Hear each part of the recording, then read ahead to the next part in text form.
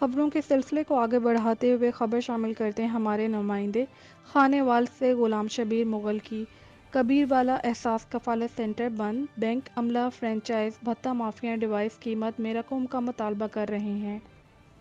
Retailers का मौक़िफ़ कि कैसे कैसे तरीक़ों से गरीब आवाम के हक़ पर डाका मारा जा रहा है। सुबह से लेकर शाम तक औरतें ज़लील ख्वार होकर वापस लौट जाती हैं। ख़वातीन का कहना था कि 1000 से 2000 रुपये काट लिए जाते हैं।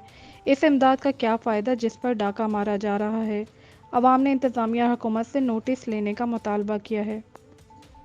15 दिन हो गए जी, अब आ चुका बाज बाज के खलो के थक जाने, अब पेमेंट नहीं मिलती कि गरीब बंदे मरीज हैं, गुर्दे नूं दर्द खलो ही नहीं सकते।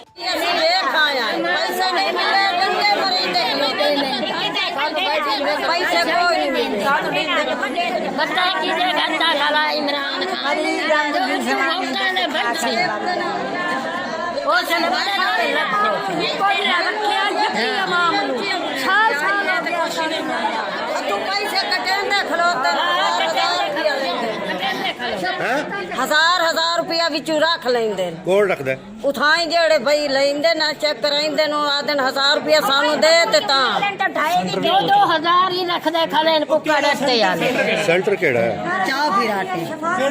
चाव पिराटे असि